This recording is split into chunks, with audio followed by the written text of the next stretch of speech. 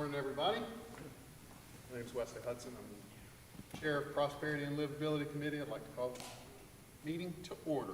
In the room with us, we have Council Member Michael Holmes and Council Member Cyril Jefferson. We have quorum, so we will begin. Our first item today is an update on City Lake Park, which I assume is Lee, into the podium for us. That's right.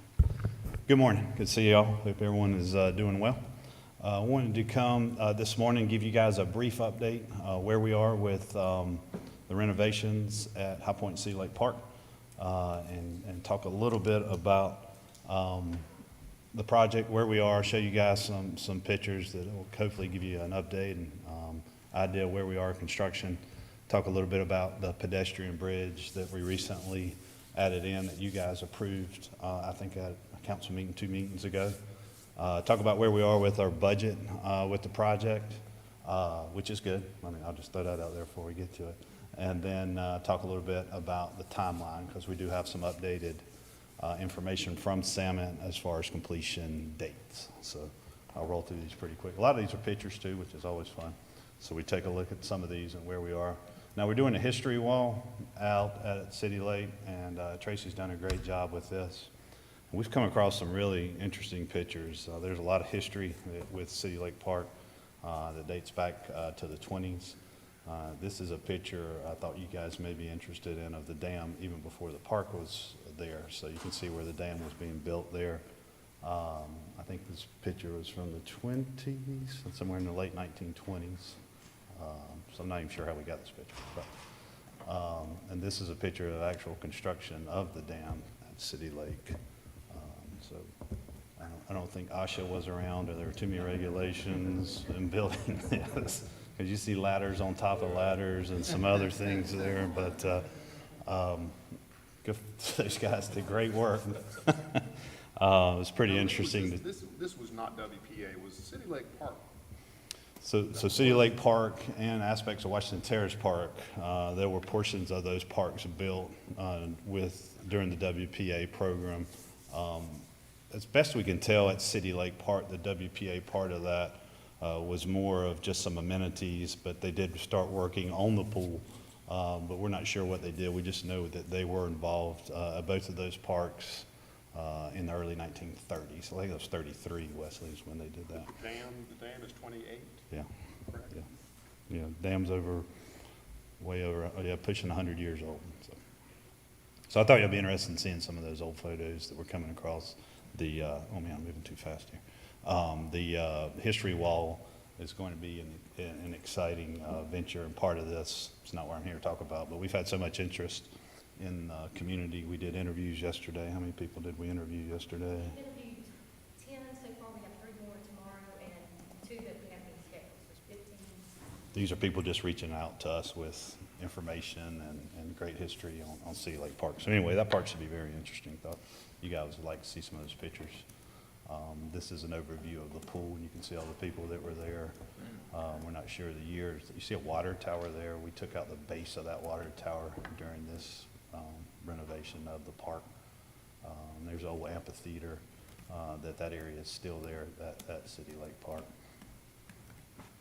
There's another view of the pool. And you can see it was just an open air structure where the building was, and there was a parking lot behind there.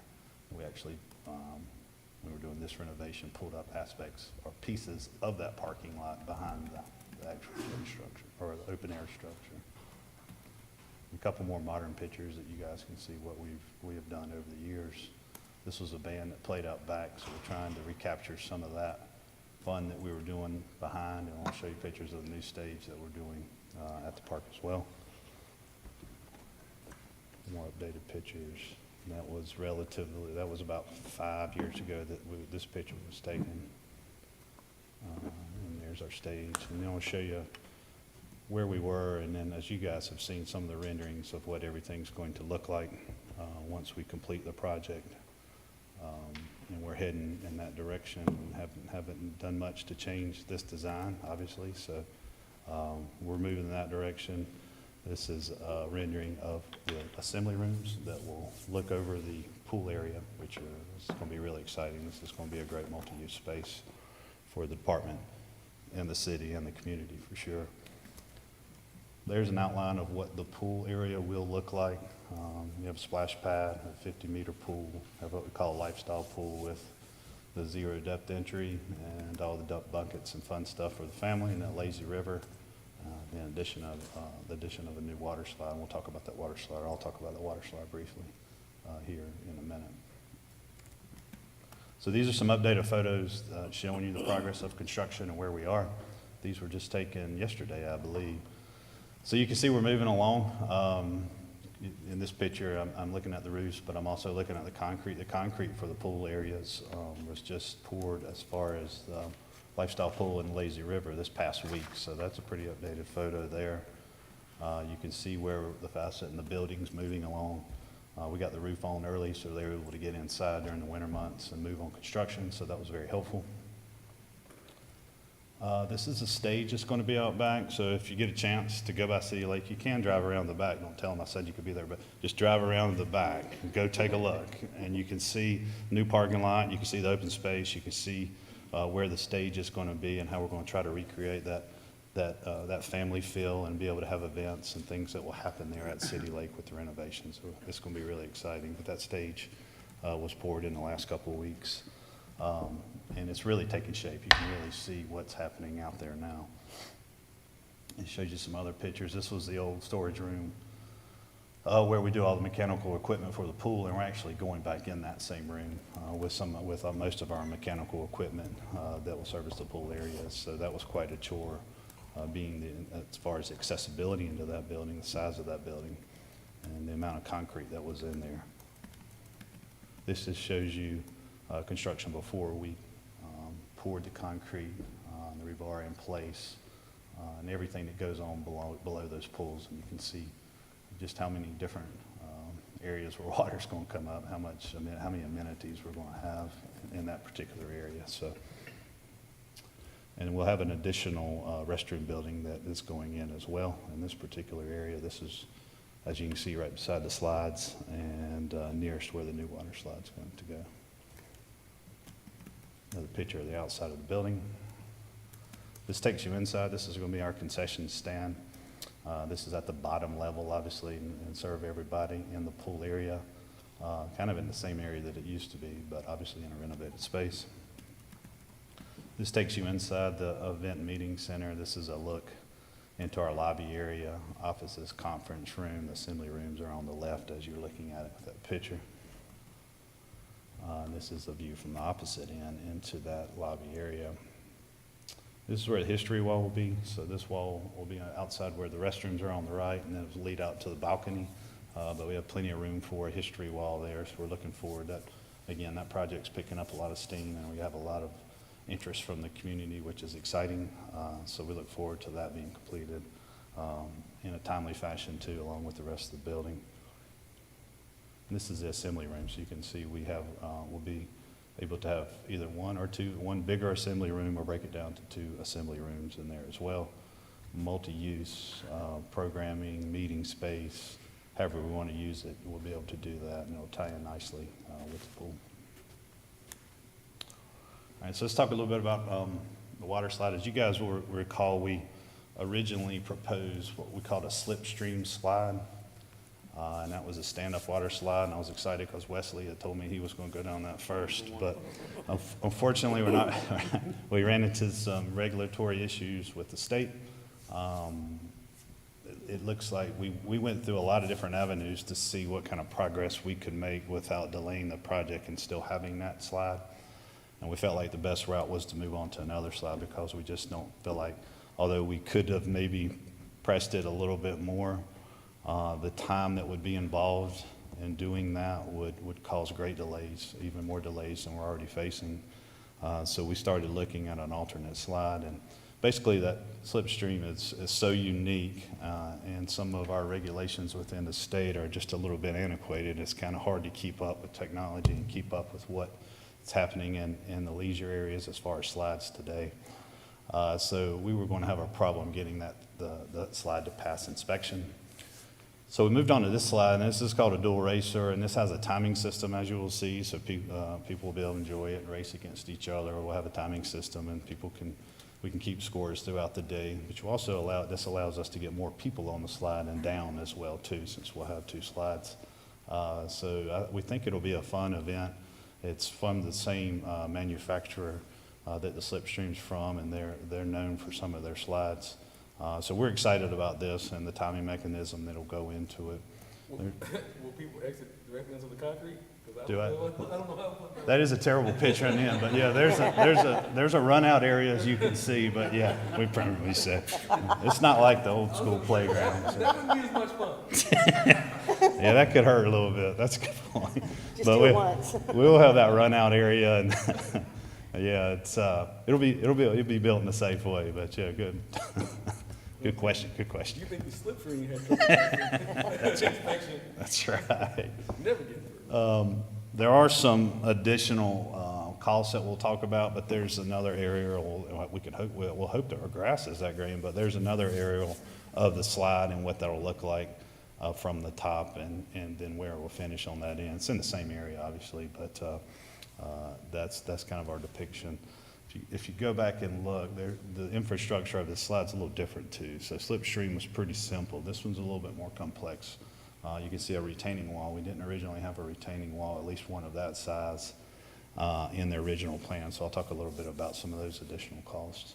But this one, we feel like this is going to be a good option. We feel like, again, more people will be able to utilize the slide, and it'll be fun for others. You know, people can compete against each other, and it should be a good time. We feel like this will be a good option. So there's, again, another aerial of that slide as well. All right, talk a little bit about the pedestrian bridge.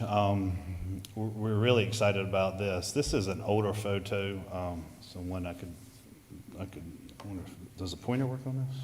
Doesn't work on this. The bridge, if you see the Penny Road Bridge and you see the pedestrian bridge right beside it, that's not accurate. We're going to move that thing a little bit further over. So it'll connect directly to the PEC, which was the old American Legion lot. So it'll be more of a direct access, basically the shortest point to get there, but it'll be away from the bridge on Penny Road.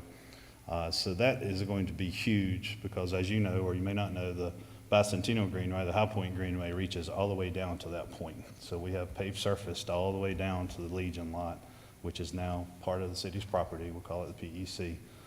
So we'll be able to connect there, and people could realistically get on the Greenway at wherever in downtown at Armstrong Park, and you can have a paved path all the way to City Lake Park, as well as another part. You could have Burnett Park as well. But this connection here will allow people other ways to access the park.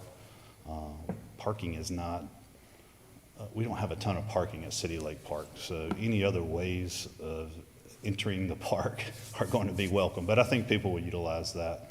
We're still working on what that connection looks like. We know what that connection looks like as far as when we get to the park, but getting people to the other side of the park is still a little bit of a challenge, but we're working on that now to try to determine our best way to do that. But we're really excited about this connection point, and we feel like it's going to add so much value to City Lake Park and more accessibility, that everybody could really walk or rather bike to City Lake Park and enjoy it if you really wanted to. Lee, Yes, sir. in the same vein of parking, I know you guys are working on it, but I didn't know if I noticed in the rendering if there is like kind of a traffic abatement for the road. Is it still the single way in to the park and the single way out? Yeah, that's a good question, Michael. So we typically have kept closed that what I call the south entrance there, but we'll open that entrance back up. And we've added the parking lot in the back, which is kind of behind, almost in the open space where it used to be behind the building where the stage is. That's parking now. So we'll still have parking along the road. We'll have parking in those areas. We have overflow in the entrance and then the main parking area as you come in. We're working to determine our best flow, especially with special events. And special events and parking there, it gets to be kind of a mess, as you know. So we're working on the best way to get people in and out of the park during those events. But we think this additional parking lot will go a long way in helping as far as the spaces we need Because there. I'd hate something logistically like that to depress visitation because of, a bad experience of getting in and out the park or not having I agree. Somewhere to park. I think I agree all the 100%. great work that's going into this, I'd hate for something like that to be a depressing factor. Yeah, I agree, and that's a big issue. That's a big issue. We were there the other day and looking at the dam and some other things. And City Lake feels like a big park. It's not that big of a park, especially with all the infrastructure we have in place. And although it's beautiful, we're just landlocked with the lake there. So there's not a lot of space for that, but the point well taken, because we've, in the past, dealt with that with special events, just having so many people there. And it is still a concern with all that we're adding to the park, although we did add parking lot. Sea Lake Park is our most used park, and it's not even close. So, as far as attendance each year, so it is an issue. Have we talked to maybe the surrounding businesses and everywhere that, you know, if we do have a special event that we could, you know, kind of co-opt some parking? We have not to this point. We do have a relationship with the residential homes just down from the park. Don't think that would be an option. There's a couple businesses on the left. I know there's a doctor's office as you come in down from Main. But that's a great idea. We haven't done that to this point. All right, let's talk. A little recap real quick on the budget and where we are. And sometimes it's hard to remember, but if you guys, we've had 3 change orders. One was from, change order 2 was from some things that we discovered. We had a more concrete under, and you'll hear this again, but we had more concrete underneath the old kiddie pool than we originally thought we had under there. We wanted to do a different flooring system for the splash pad area. That's called Life Floor. That's like of a softer flooring. So especially the little ones in the splash pad area, when they fall, this will maybe help a little bit. It's almost like a safety surfacing. You've seen them, the poured in place, a little bit softer. That'll be underneath the splash pad area. And then we found a ton of concrete. We have done a lot of renovations over the years at City Lake, and we just kept building on top of things that we had already done. So somebody did well in the concrete industry way back when with City Lake. There was a ton of concrete out there, and that also affected the schedule too. But if you guys will remember, we issued a change order and brought that to you guys back in September of last year for approval. And then just recently, the last change order that we just talked about, the addition of the Pedestrian Bridge and the Greenway connection. So we have that in the project. Now, I will say that we only brought that back, just like you guys know, after we did receive a $500,000 Parks and Recreation Trust Fund grant to go towards this project that we were very fortunate to receive.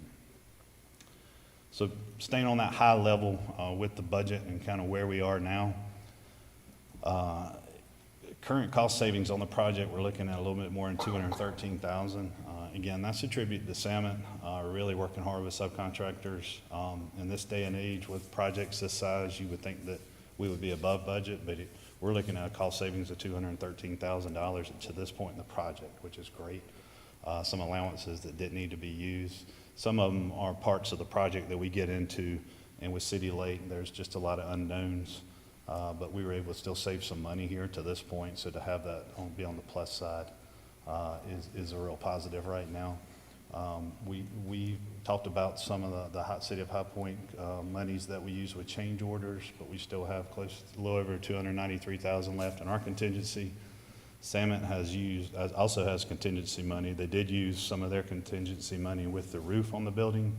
When we started, there was some supply chain issues with the one that was designed. They said we could get that roof in April. We said we probably need that roof a little bit sooner. This was last fall. So we went with a different system. They were able to do a lot of research, paid a little bit more for a different roof. But one we think is better quality, and we were able to get it on for the winter months so that work can continue the last 6 months. Otherwise, we would have really been behind on schedule. And as I mentioned, I had a $500,000 part of grant awarded to the city last month as well. So if you call it savings, but that's where we are with savings in the project, our contingency funds and the PARTIF award. The pedestrian bridge that we just added in, that cost is there at $861,619. I did mention earlier we're having some additional costs with a new slide. A lot of that's built around a retaining wall and some different infrastructure issues. So that cost, it reflects a number that's a little bit higher than the slipstream, close to $202,000. So that's an additional cost. We had more issues with the chemical storage roof than we originally anticipated during the planning process. So that is a cost to replace that roof. That kind of came out of the blue too, but we're glad that we identified it and were able to find a relatively cheap roof for that building. So you can see where we are with the budget as far as savings. Everything else is online, and you can see what additional expenses we have taken in. So you can see we're still to the plus there. I'm anticipating maybe a few more costs coming in with the slide, but I think a great deal of our unknowns are behind us, and we took care of that. And when we got into the demolition phase, obviously the concrete was one of them. Supply chain, what we can get and when we can get, still an issue. So to be on the plus side right now is very beneficial, and we'll keep moving along as best we can. But Samet's doing a great job of keeping us updated. Any issues? We have had some supply chain issues, delivery issues, things you wouldn't think of, like doors for the building are another 2 months out. I don't know why, but we've run into some strange issues with the supply chain issues that everybody is facing now. But we've kept it to a minimum for the most part, so I think we're doing okay. But anyway, to be on the plus side is good right now, moving into the last few months of construction. Lee, that chemical storage, is that an issue of secondary containment? Yeah, I don't feel like we gave it enough attention during the design phase. I've had to look back and say, where did we miss it? We just felt like that was good, but then luckily Samet's out there and saying, hey, you need to take a look at this roof. And it is a containment issue, although it's not to a point where it used to be with pools, because everything's capsulized now with chlorine and different things. The materials that we use, it's just not as hazardous to store that material as it once was. Thank you. Okay, project timeline. This is where we are to complete the project. We feel like the pool construction will be complete on June 29th or sometime that week. Feel like all the exterior improvements will be completed July 21st. The event center and the locker rooms in July 27th. The new water slide, since we've had to go back with that, shop drawings, different design, that'll be a little later in the summer, so that would be August the 4th. The pedestrian bridge and greenway, the subcontractor that Samet had identified and had the lowest bid on that project cannot be on site until April. I feel like that's just about a 5 to 6 month project. So we feel like that will be complete in September of this year. So if you guys will remember, that we originally had hoped that we would be in operation for, as far as a pool, for the summer of 22, and with that schedule, we will not meet that goal. I think many circumstances play into that, where we are in the world right now, and supply issues, and what we found with the concrete, and just how much longer it's taking us to complete this project. I will say I feel good about this, although it does stink. We will not be able to open up the pool this summer. I feel like we're going to get we're going to get a more quality product, and we're going to have time to really understand what we have in place. And come the summer of 23 with the pool, we'll be ready to go. Obviously, the park side of it, the event center, and the exterior improvements, we can start enjoying those as soon as we're done this summer. But that's where we are, and this is an updated timeline that we received from Samet just last week. So the park, event center, locker rooms will be done this summer. The Greenway connection, you're thinking by fall, and the pool by summer 2023. The pool will be completed end of the summer, Cyril, but too late for us to open or find staff or really do anything with it. And I will say that, that extra time leading up to next summer, although it seems like a long time, it won't be a long time for us, will really help us in preparing to operate, because we feel like, this is obviously completely different than anything we've operated at City Lake. But the event center will be open at that point? You will Absolutely, yeah, we'll open that up into the summer, and we'll be ready to go. Well, I just want to say, I think you guys, considering the constraints that we have globally and materials and time, labor, to be at this point and still have some cost savings, I think it's. Yeah, no, thank you, and I think that's a reflection of Samet Corporation too on this particular project. So that's all I have. Happy to answer any other questions y'all may have. Anything else? Well, thank you, Lee. Absolutely. Greatly appreciate it, great work. Yeah, I was gonna echo what Michael said. It's incredible work. Whoever does your renderings does a great job too. Yeah. Those are probably the most realistic renderings I've ever seen. Yeah, I'm hoping we can make it look as pretty as those renderings. But yeah, I think we can. That's HH Architecture. And they obviously have been on the team through construction and construction administration as well. Of course, they started with us at the start, and they've done a phenomenal job as well. We have a great team in place for this project. Thank you, Lee. All right, thank you. Our next item is the long-term tree plan, and before Andy comes up, as he comes up, I'll say this. I want you to look at this. You're gonna see this several times over the next year. When I'm an old man, which is probably like 5 years from now, when I'm an old man and my grandkids say, "What did you do on city council?" This is gonna be my answer right here. This is the most important thing that I've worked on while in city council. This is what I want to be remembered for, so keep that in mind. This is about $5,000 worth of trees sitting right here. So it'll take it about 5 years to get to that point, but this is the beginning right here. And I'm gonna bring you pictures as this continues to grow, and Andy's gonna fill you in on what that's gonna become. Andy Piper with Planning, thank you. Okay, thank you, Councilman Hudson.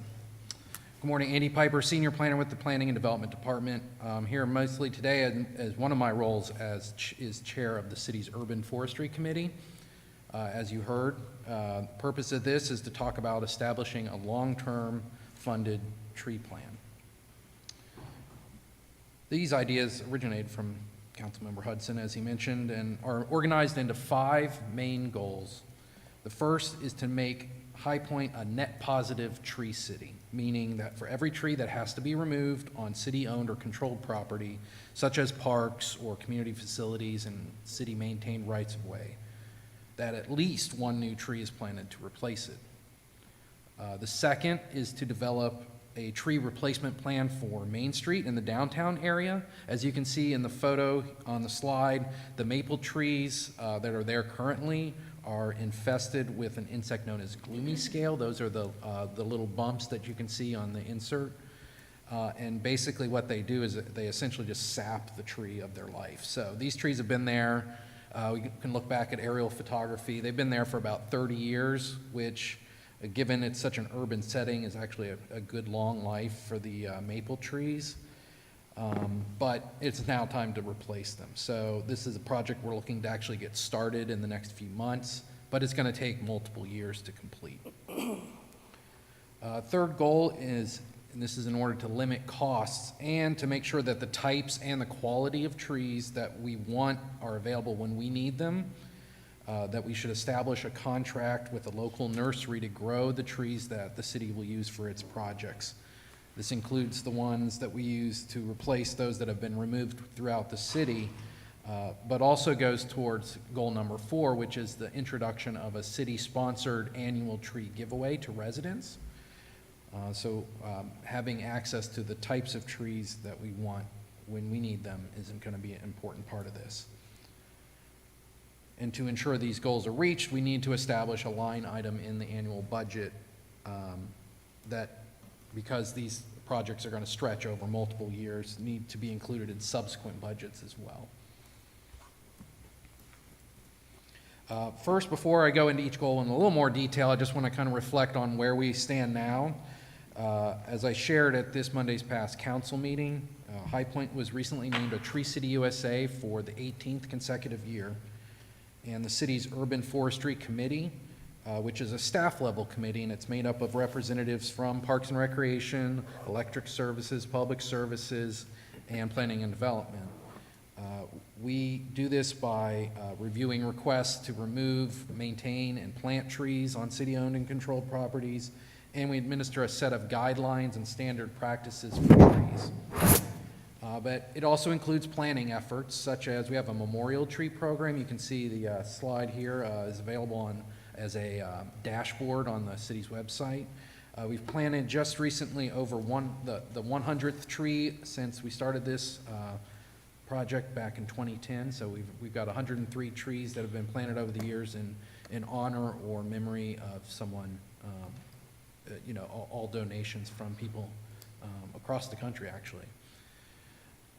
And thanks to the $20,000 that the council funded for this current fiscal year, we were also able to work with Keep High Point Beautiful, as well as over 35 private donors, including High Point University, to replace 44 trees on Martin Luther King Jr.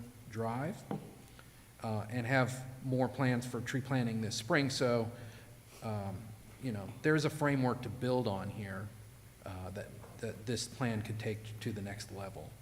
We've also done lots of projects with local businesses and other community groups, faith-based groups over the years. So, again, we've been progressing, but this would just really take it to the next level. As I mentioned previously, the goal is to make High Point a net positive tree city.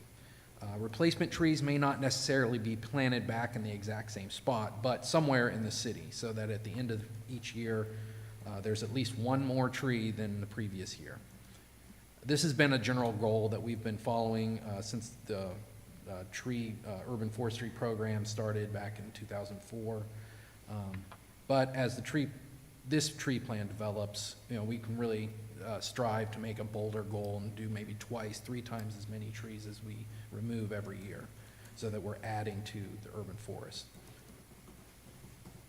As more trees are planted, we also have to maintain a focus on the diversity, on the types, not only across the city as a whole, but on individual blocks. And I'll just note first that this photo was not taken in High Point, but it is a somewhat well-known before and after photo of the effects of Dutch elm disease. But there have been other types, though. There was the American chestnut blight that wiped out chestnuts, the redwoods of the east. More recently, we've had the emerald ash borer attacking the ash trees. So that's taught us that having too many of one type of species leaves our canopy vulnerable to being suddenly wiped out. As you can see here, that's not something we want to see. These are American elms, by the way. They're in New York City. There's a couple of them, but this tree doesn't really exist anymore, and you can see it's just perfect. It's a beautiful, perfect tree, which is why we planted so many of them. And then Dutch elm came in the 70s and just wiped out half the trees in multiple cities because they did that. Yeah, so it's definitely not something we want to see happen here.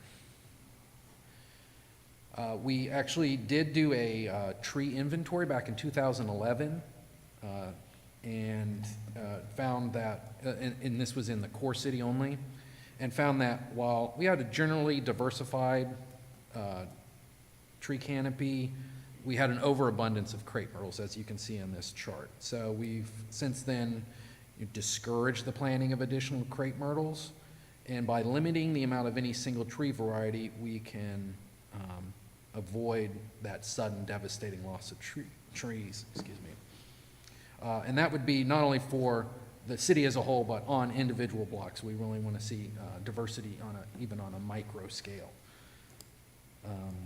But it also would help create staggered interest throughout the year, so you can have trees that bloom at different times, trees with good fall color, good shade trees, and even in the winter you can have trees with attractive bark, or we can have evergreen trees, so we really want to keep that variety. But I will say to keep in mind that as we increase tree planting, we also need more maintenance. So as I'm sure everyone is aware, city staff that maintains trees is really stretched thin right now, and they've been doing a great job keeping up with what they need to do. But we need to make sure that we choose the right trees and plant them in the right place so that we can avoid bothersome issues that and that will help make the workload more manageable. And that's why one of the long-term keys to success, as I mentioned before, is to have more control of the types of trees that we have access to. And for example, Raleigh has they use a contract with a local nursery to plant the trees that they want to have readily available. And High Point could look at a similar model to that. I have a call into the urban forester in Raleigh to kind of talk about how that was established and what that would take. And that would also, as I mentioned before, help with the tree giveaways to city residents by, then we would be able to, not just on the city trees, but on trees that we give to residents, kind of have more control over the types of varieties that we're adding overall, and that are also popular, so that people are getting the types of trees that they want. So the bottom line is that having trees is something that affects the livability of a city. So growth of our tree canopy, like with the growth of our economy, improves the quality of life of our community. There have been lots of studies that show that they have direct economic benefits in terms of raising property values, savings on energy costs, employment opportunities, people work in the industry, and on consumer spending. There was one study that showed that shoppers tend to stay longer and spend more money when they're in a commercial area with lots of trees.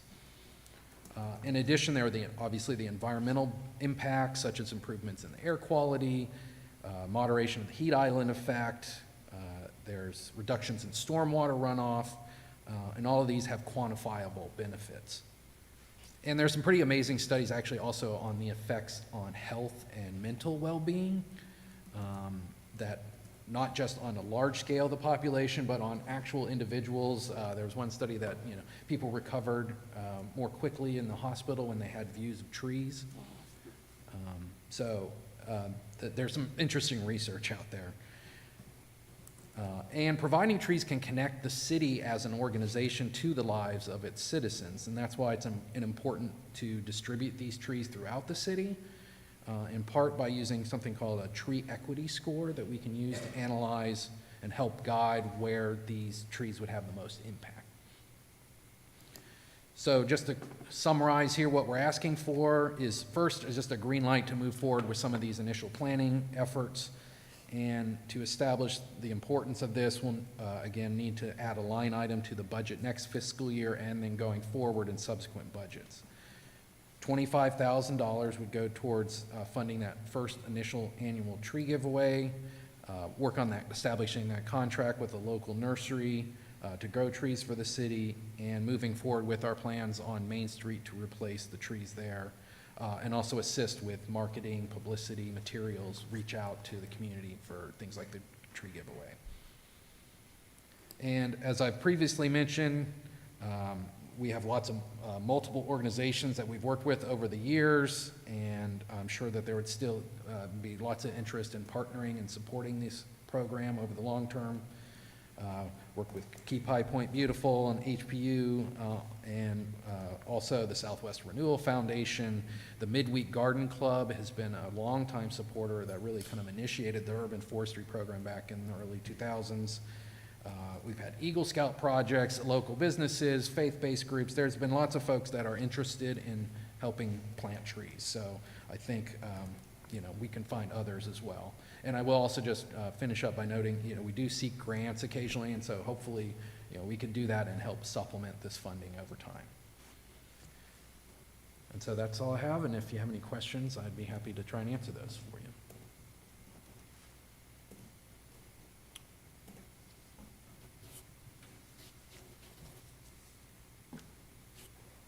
My curiosity is about the downtown, and I know you mentioned all the diversity of trees that'll go down there. What I'm eager to see, and I don't know how we do it, and it's certainly probably not something we'll do in the short term, but some of the walkability that we're trying to increase in downtown, trees I know play a big role in that. And to the point of this, right, it's always great to plant a tree, however long ago, but I know some of what we've got to do with some of our streets down there will probably require that we cannot plant a tree until we do some of the stuff we got to do on some of that, like the greenway extension and just some of the one-way stuff we're looking at. I will say I'm eager and excited. I took a walk on downtown yesterday, and luckily it was only like 57 degrees with an overcast, so it felt good. But I've taken that same walk when it's 95 degrees, and it was a bear. So I'm looking forward to it. I think this is incredible. Would love to see how we do become a little bit bolder, to your point, with our plan to become a more than net positive, right? So.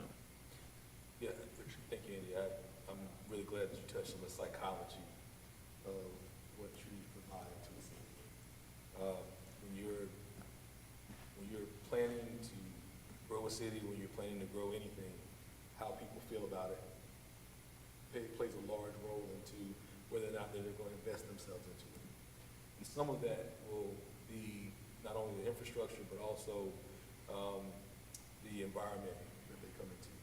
And when they see a city that is dedicated itself to maintaining some of the beauty of nature, it goes a long way in how we sell ourselves to future residents of High Point. So I think this is a bold plan. I think it's, directly in line with our growth strategy for what we need to do. I'm really, really proud to see that this is something that is, the city is undertaking.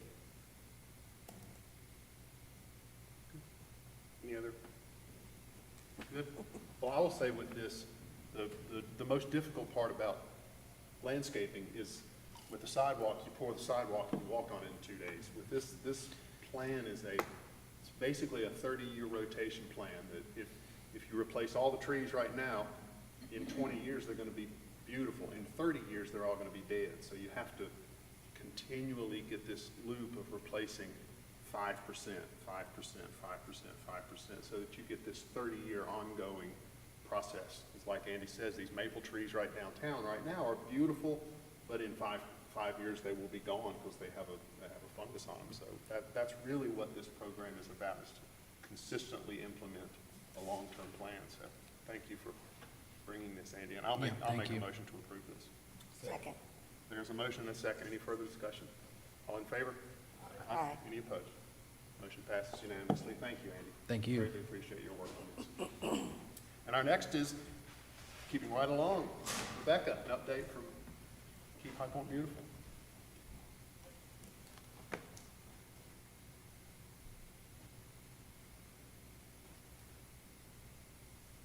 Good morning. Thank you so much. Ryan's going to help me out and get me started with a PowerPoint, but hopefully you all have this document here. I'm not going to go through every page, I promise, and even the slideshow today is really wordy, but I promise I'm not going to read all of that either and go through all of that. First, I just want to thank you for having me here today. One thing I want to say is you'll notice kind of at the very back of this, and it's actually at the end of the slideshow, is when I mention our board members. And also in this, something else very important is our volunteers and the support that we also get from city management and staff. And so I just want to point out that what we do, we cannot do without top, down, and everybody in between. And so, and we thank you so much that you guys have supported us for all these years as well. So we, in last year, met in December and came up with a strategic plan for 2022. I hope that you guys are aware of what we do and who we are. So I'm not going to go too deeply into that. It is more in depth in the written plan here.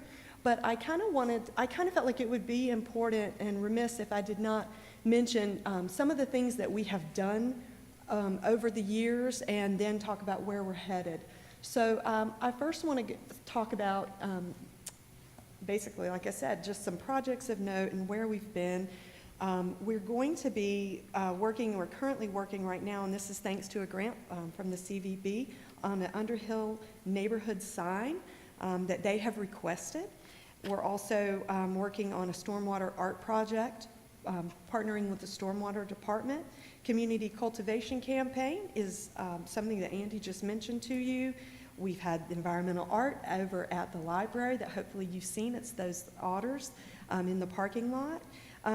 Because of a grant from Keep North Carolina Beautiful, we've placed cigarette receptacles downtown, particularly useful during market when the traffic gets very busy in that area. We partner with the Southwest Renewal and the Trees for Trash project that they just completed. The Piedmont Triad Big Sweep, we finally just partnered with Greensboro and other surrounding communities, Winston-Salem, to promote all of us that are doing the Big Sweep in the fall. So it's just a broader look at, hey, this is trash And litter is impacting all of us. It doesn't, if you drive into the boundaries of Greensboro, if you drive into the boundaries of Winston, they still have that trash problem. We have a trash problem here, but we're all working on it and, together, we're in this together. Food collections events. Since 2016, we have been collecting food to give to pantries for, so I guess we're moving into year 6 on doing that. We just finished our Flowers Powering Hope event. In fact, the pictures that you're going to see mostly today in the top corners are from the events that we've had. The weekend before was Flowers Powering Hope. We just finished up 4 weeks of the winter wipeout. So we just have a lot of great things going on. The garden at Ingleside, I don't know if you go out to Ingleside and get any mulch, but there is a garden to the right, and we give all that food to Growing High Point. So we do a lot more than just litter, which I want to make sure. We feel that's one thing that we talked about in our strategic plan. When you do that, you have to sit down and say, what are our strengths? What are our weaknesses? And that is more in depth in the written plan that you have before you. And one of the things was, do people know about us? Do they know what we do? And do they just think litter? And because we do so much more than that. And we want to do more than that. So that's why I wanted to make sure that we had this list here of a lot of the things that we do. And again, more in depth in your written copies. Okay. I did almost forget this slide. So we did tree plantings and wildflower beds with NCDOT. Basically, that was just a request. That was just calling up DOT at that time and saying, can we plant some trees and can we get some flower beds, planted? And that's on Business 85, and did that in partnership with others. And also the Welcome to High Point sign on Greensboro Road, we adopted it because it says High Point, the beautiful city on one side, and it says Welcome to High Point on the other. But there was not really anything happening with it. So at Christmas, we decorate it, and we've planted plants, thanks to HPU, around that sign. And so we're going to continue to just maintain, and hopefully when people see High Point, the beautiful city, it's a reflection of that, because we are. Okay, so where are we going? This picture, I love this picture. This is a group from D-UP, and they helped in our winter wipeout, and they continue to partner with us. The action plan and what we're going to be focusing on specifically this year is Green Project, how we can increase our social media, schools, and being more involved with schools, and in turn getting that participation, recruitment into our board membership, and then diversity. We want to be more reflective of what the whole city and our efforts, and also corporate outreach, reaching out to companies and getting them more involved with what we're doing. Okay, so again, I promise I'm not gonna read, it's a lot, but just to let you know, with all of these goals, we have broken our board out into like 3 or 4 people tackling each, and that includes our youth council as well. We have 6 high schoolers that are part of what we do, and so just wanted to note that. So they're also helping us with this. Probably no surprise, 3 of them jumped right onto social media, so we'll have some good help with that. I need help with that. So, and we're going to be looking at things like how can we reach people more through social media. We also have the assistance of the PIO department helping us with that as well. The Green Project, we mentioned the community cultivation last year was the tree planting. Now we're looking at another partnership again, talking to the Urban Forestry Committee and with Andy Piper about possibly planting more trees. We have worked with the Southwest Renewal Foundation, and so we have some good, wonderful partners, but again, we want to grow and we want to broaden everything that we are doing. But we have committed that this year we are going to make sure that we have another green project. And also we have been talking about an art project, environmental art project along with this as well. Social media, again, just growing our platform and the ways that we can do that. Schools, honestly, schools have been tricky with COVID.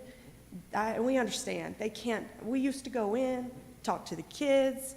I love kids. I wish we could still go in, miss them like crazy, but you know, we understand, but hopefully, maybe we'll start getting back in there and working with them. But we are having our high schoolers, we are having people still come out to the cleanup events, but we hope to get back into schools. And for the time being, we are talking about possibly doing a video we can send or something that while we can't get in there, our message still can. So, working on that currently. Recruitment, we want to, and this is actually probably going to go in hand a little bit with the diversity as well. We want to grow our board according to our bylaws. We are not at maximum capacity for our board members. We actually can have like 25. It's a pretty big size board. But right now we have 16 and then our youth council. So we have room to grow, and we like to grow because more ideas, more thoughts, what people can bring, we need that, and we want that and welcome it. And so we want to, we feel like some of the ways we can recruit include, you know, partnering with other organizations, which I think that is one of our strengths that we do currently. We're going to continue to partner with high schools and do some other things. Diversity, right now, we would like to grow in diversity. We are diverse in male, female. We are diverse in age. We are not diverse in other ways, not diverse enough. So that needs to change, and we are having conversations and making strides for that to change. And in fact, had a meeting last week with Heidi over at the YWCA, and all they are doing with diversity and equity and things like that. So we're on the move on that, and we also know that we can reach out to our diversity team here at the City of High Point. And then finally, corporate outreach. This group in the corner is from Thomas Built Buses. So we were glad to have them also be a part of our winter wipeout. We do have some connection, but we feel like it could be stronger, reaching out with the corporations and talking to those around. And so this is another one of our goals. You see here listed some things that we're, you know, going to be trying to improve this as well. Okay. And board members, this picture, one of the young lady in the Virginia sweatshirt, she is one of our youth council, and she single-handedly led this group of students. Well, I think her parents helped, but she led them on a cleanup this weekend, and that's exactly what we want. We're a resource, and we want to empower people to do things, you know, and so we're just so proud of all our youth council, and these names up here represent a lot of people that are doing a lot of behind-the-scenes things. I get to stand up here this morning, but you know, it takes a village, as you know. So, and that's it for my presentation. I think, so I was thinking about, do I have an ask? And I don't know that I have an ask. I think what it is more, we're going to be working, and we know that we have your support, and we're going to be working so that people are not asking, what is Keep High Point Beautiful? Who is that? And so, because unfortunately that is one of our weaknesses that we identified, is that we're still having folks say, we don't know who that is. And so we appreciate your support, and as we continue to try to grow. And if you do have anything, if you hear something from, you know, the communities that you represent, if you'd like to have a conversation, we would very much welcome that, and we are looking forward to continued growth, more projects, and we're excited about 2022. And so I'd love to offer this time if you have any questions for me. Maybe not so much as a question, as maybe an ask. Okay. Use us in terms of amplification of your message. If you have programs going on, things coming up, I mean, most of us have pretty wide networks. We'd be very happy to share that across those to get people involved. Okay. So, you know, as much as we support, we can always do more. Okay. So if that's something that you're willing to do, I think everyone here would be willing to support that as well. I think that would be wonderful. Thank you very much. There was one slide I wanted to look at one more time. I think it was the first slide about strategic planning. Sure. And I goofed that up. I'm sorry. Oh, do I just go back? Oh, all right. Look at that. Okay. This one? That, yes, sir. Yeah, that one.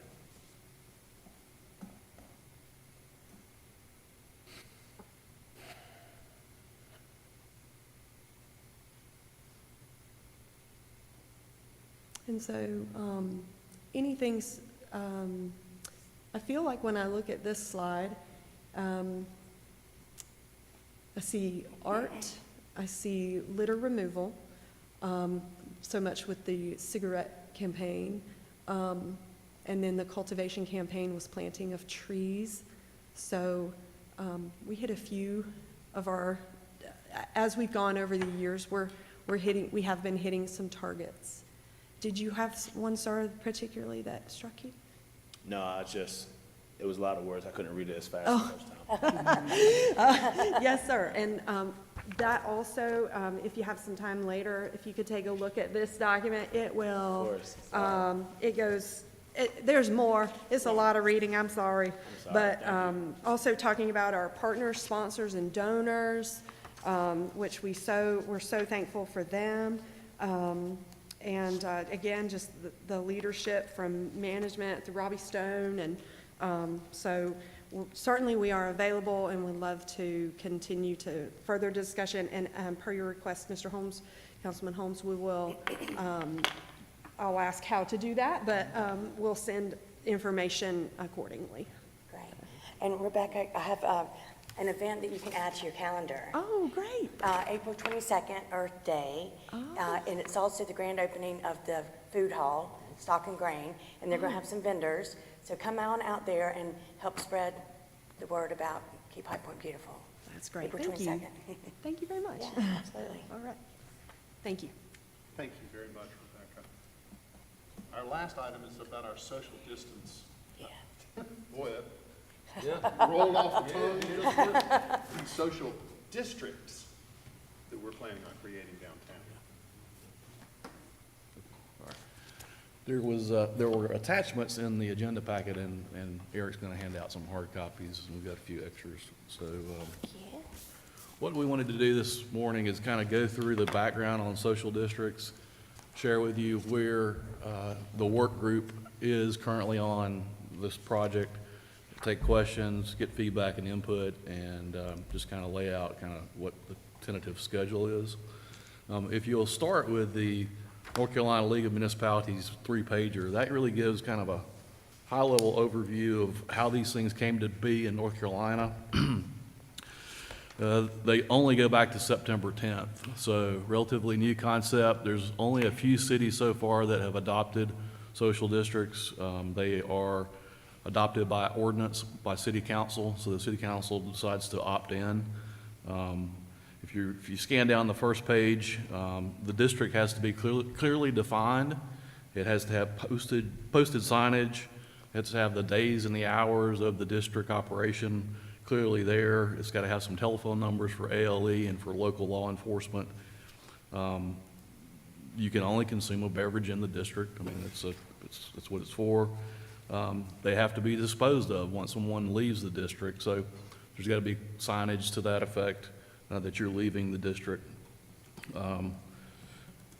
There's some limitations on hours. The city would have to adopt a certain hour time frame, Monday through Saturday, Monday through Sunday, 10 to 10, 9 to 9, whatever that might be. And then there has to be a management plan. If there's going to be more activity, you've got to figure out how it operates, who's going to pick up the trash, who's going to deal with any kind of problems that might arise.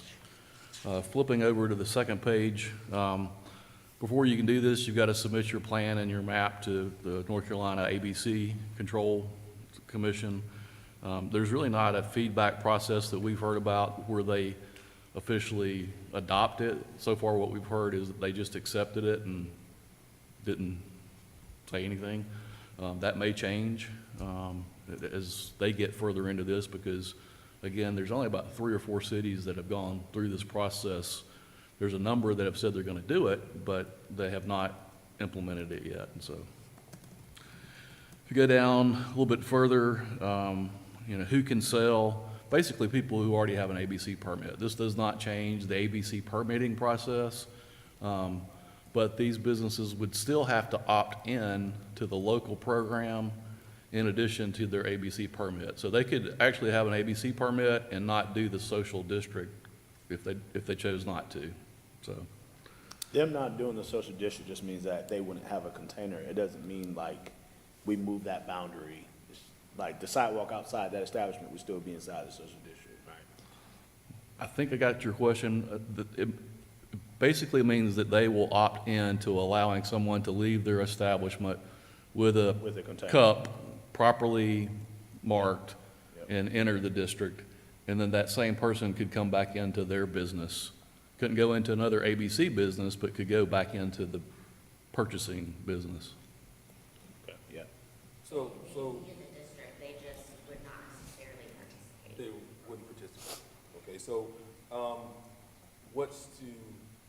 so everyone opting in would have to have, especially branded, cups with their logos, names, everything on it. So as it's not a red Solo cup district It where is- anyone can just write something on there and you can walk in everyone has to purchase specially branded cups for that particular district. Yeah, and there's, on that second page, if you go almost to the bottom, about 75% down, there's some standards there about what you have to do with the cup. Now, the cup can be any color, the cup could be, but it's got to be 16 ounces, and it's got to be marked with the name of the business where the beverage was purchased. It's got to have a mark or logo of the district, and it's got to have some statements on there like drink responsibly, be 21, it can't be glass, it can't be more than 16 ounces. So if your cup fits that, you, in theory, could have a red cup with stickers on it, but you cannot bring your red Solo cup from home and walk around with your beverage from home. That is not the intent of the district, and that would be illegal.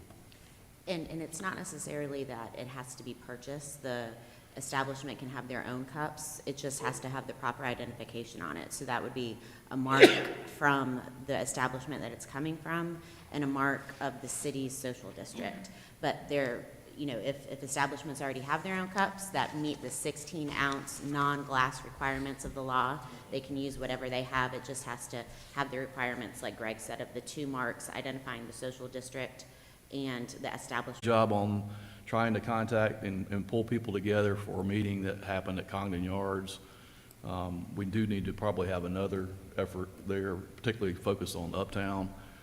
And then Visit High Point has also helped take a lead role in trying to figure out what the cup design would look like, the sticker, the logo, this has been a group effort. Ryan and his folks have been involved. We're trying to move it quickly so that the city council has the option, if you wish, to implement it as early as April 21st. That was the goal the mayor set as a target a while back. If we can make it with the baseball season, certainly the plaza will be done, and we would like to have that as an option if city council desires to do that. Kind of moving away from the how do you create one to what would a draft district look like. We included a couple maps, and I'm not sure this one is coming back up, but we do have hard copies that we provided. The district around the Catalyst area includes the stadium and the entire block of Congdon Yards. So it's basically Gatewood, Lindsay, English, and Elm. Then it expands out a little bit and catches Church Street, part of Main Street, back to Wren with the new business that was announced back there, and then over to Westwood. So there are a number of participating establishments in that area that have shown interest.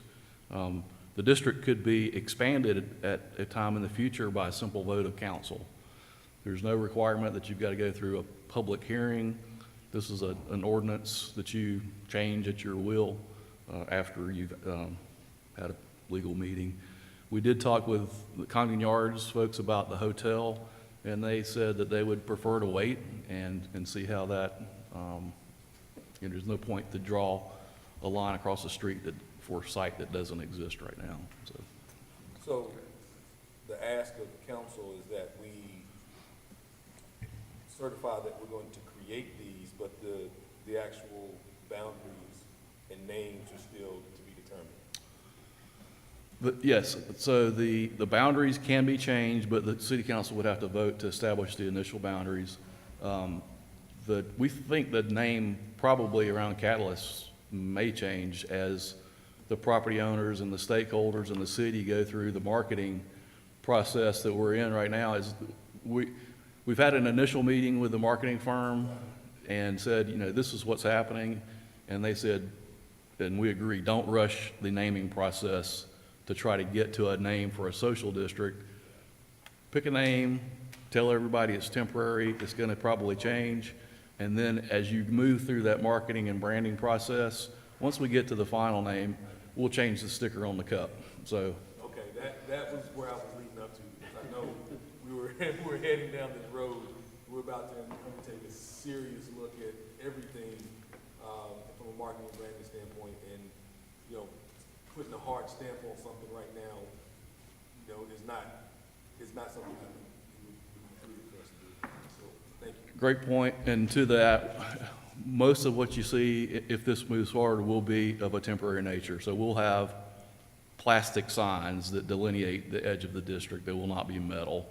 We'll have maybe even temporary containers that have the logo on them or don't have the logo on them at all, but we're not going to have a lot of permanent hardscape or metal signage that would have to be changed. So stickers, we're thinking that that's probably the best way to implement it is maybe 1 or 2 stickers. The cup could have the logo on it, and then the business could have their own sticker. That's an option. But we'll work on that in the coming weeks. So I got a couple thoughts. So first, I love it. I think it's a great thing. When I first heard about it at the state level, I thought it was a great idea. Other communities are implementing it, and I've heard nothing but good buzz about it. The one delineation I see between other communities who I've heard have had success with it and High Point and what we're proposing to do is that High Point, we've talked about it, but what I don't think we've done yet is really invest in the walkability of High Point yet. And part of my concern when I see this, and Main Street's Main Street's tough to walk across sober, and I'm not trying to say that to scare anybody, but Main Street's tough. English Road, I know we're looking at that. And that's, right now it's like at the edge of English Road. It's like, should it just be pushed back to the sidewalk so it doesn't accomplish all of English Road? I would be in favor of voting to approve that this gets recommended to the full council at the next meeting if that's what it's for. But what I'd love to see when we get to full council and we discuss is, can we see other communities and what they may have done to safeguard that sort of walkability? There may be other communities that have streets as wide as Main Street who haven't fixed that problem just yet, and they've got it, and they've done something special for moments when you open those up, whether it's increased law enforcement or something. But I just think it needs to be said that, right there in Uptown, and I know that's probably the district that will approve later on, maybe not as early as we do this one around the Catalyst project, but, we know of folks right there in Uptown, right on Main Street, who have been hit by cars just recently, and we've got a crosswalk right there. And I can tell you, sitting outside of Brown Trucks, Sweeto Bills, or 83 Custom Coffee, people are going easily 45 or 50 miles an hour up that street because it's 4 lanes wide. Now, I don't mind going on the record. I would vote 10 times yes for us dieting that street because I don't think our investment makes sense if we can't increase walkability. And I would die on the hill about increasing walkability today if we could, but I know that takes longer than probably what we have to do by April 21st. So my question that I'd love for us to think about, what information you all could bring to us, that way we could really look at this. I know that someone else in transportation handles walkability and streets and all that, but if we're not having the same conversation simultaneously, I don't think we're safeguarding, number one, our investment of downtown. I do think social districts will help what we've invested in downtown. I say that wholeheartedly. But I don't think that we're safeguarding that investment by not increasing walkability, and I think that we're putting ourselves at risk having a social district where I mean, again, I can attest, crossing Main Street is tough sober. No, I totally agree with that, and in my opinion, of what I've been researching and stuff over the years, is on-street parking is one of the fastest and easiest and cheapest way to implement that, because when you have on-street parking, and you can do the hours, like you could do 9 to 4, you know, say that the, you know, rush hour 8 and 5 is, but on-street parking, because then you only have the 2 lanes crossing, then people that want to walk on the street and shop at Custom Coffee 83 or something feel buffered, that they're safe, that if somebody's going to wreck, they're going to hit a car first. So I would love to see more on-street parking, especially in that uptown part of Main Street. So. And to be clear, we did a traffic study. This city did a traffic study within the past 10 to 15 years. Actually, I think it was less than that. And I was talking with members of that council who were a part of those conversations. And it was around the time of Ignite High Point and the Dewani study and everything we were looking at for creating High Point to be more of this livable and walkable place. And what the studies told us was that whatever dieting you do there, it will not deter traffic. It will not mess up anyone's business on that street. And I happen to think, I mean, we've seen Main Street just get shut down for construction and people figure out how to get to work going another way. And so not to take this conversation too far off the rails here, but I think I don't know how high a priority it is for us to figure out this walkability thing on these streets, but even if we weren't doing it for social districts, maybe this is just my 10 seconds on the soapbox, but I think we need to do that like yesterday. And that would, if the whole council was here, I'd make a motion that we make it a priority to fix walkability like yesterday, because I think it's important to us, but I think it's like, yeah, we gotta do it, but we gotta do other stuff, and it's like, we spent $40 million downtown, and we're not maximizing on that investment. We're not getting the best return, because people go to Plank Street and don't feel safe walking to Paddle South. People go to Paddle South and don't feel safe walking to Online, don't feel safe walking to Brown Truck. And they should, because I go to Greensboro, and it's the same exact distance. I walked it with my wife. She said, it takes like 4 minutes to walk from this place to that place. Why don't more people walk it? I said, because more people don't want to get hit by cars. So I'm sorry to do this and feel all awkward, but anyone who talks to me in these hallways and in a bathroom stall who will listen, heck, I talk to folks at barbershops.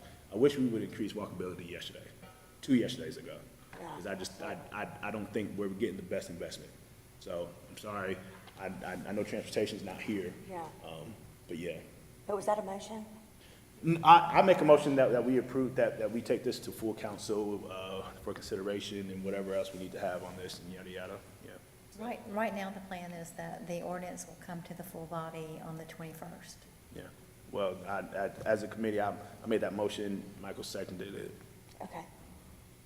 Monica, are you calling the vote? Yeah, I'll call the vote. So all in favor, please say aye. Aye, okay, passes. We'll do social districts. I just want to say, looking at this uptown, this is a substantial district. So Councilman Jefferson is absolutely correct. We need walkability. This is going to yield us the return that we hope for. I would say that to the point about Main Street, that there's probably more concern about the uptown district and the crossing of Main Street there than what has been expressed in the Plaza Catalyst area. City staff's concerned about the crossing there because of the pedestrian auto incidents that have occurred. If there's a desire by council to delay the uptown district and for staff to do further work on that, we're completely fine with that. There is no artificial goal with the uptown district like we do have with kind of the baseball season, so there's nothing to stop that from being pushed back a little bit. And frankly, the baseball season, could be pushed back to midsummer if we needed to. We want to do this safely, and we want to do it the right way, and we don't want to have a big problem as we start it. It's really important to get it right and not have to say, oops, we really messed it up. So there's a disclaimer there for it. I want to be clear about something, though. If we weren't talking about social districts, I would be begging for us to have some topic about this. Because I think that, heck, before I got on council, I heard people talk about walkability. 10 years ago, when I was in college, I heard people talk about walkability. And I don't I wish I knew a little bit more about city government so I can know why we haven't like had anything to really make it move forward here. I know it takes money, but everything takes money. And we see people, I mean, literally, we see people in the middle of a pandemic hitting downtowns walking because it's outside. And literally, we have businesses who trust us, who are putting their establishments in our city, and they're just begging for like, dude, can we get it where more people want to walk? And I think we're selling our investment short to not do walkability like yesterday. So I would actually be a little counteractive to what you said, and that I don't want us to delay the conversation on social districts, because it seems like perhaps that's what gets people to really start thinking about this. Because I still, as I stand here today, I don't understand why we haven't done anything significant for walkability. I don't. And That's me. to Councilman Jefferson's point, I don't think we should, I think we should couple walkability with the social district. Because if we do it, if we decouple those, then we put the social districts in place, but we don't address what's gonna make the social districts successful, which is walkability. So let's not delay, let's make sure that we put them both on the table at the same time to discuss. Yeah. But I will say one thing, Cyril, so, because I've been all about that, whether you call it traffic calming or street guiding or whatever, since 2014. And a lot of the argument from the people, and I'm sure we're gonna get calls after this meeting, that slows them down. But see, we've got 74, we've got 68, we've got lots of routes to go around. So anyway, but I think that was one of the things, is that people think that that's the best route for them to take, so.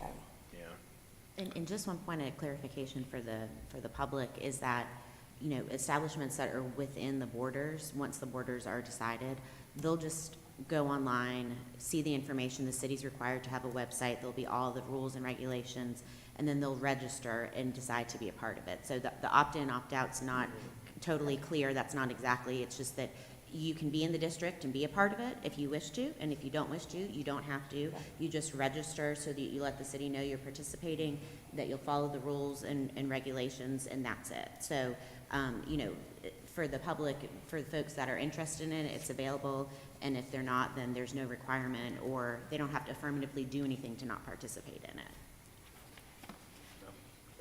Thank y'all. So I guess I'm cheering now, but, is there any other questions or comments? No, but seriously, thank you all for coming in today. The funnest part, Lee, you guys always get the funnest stuff to talk about. I don't know why you get the best straw out of all the pools, but you always get the funnest stuff to talk about. Yeah. Well, if that's all, then this meeting is adjourned. Thank you.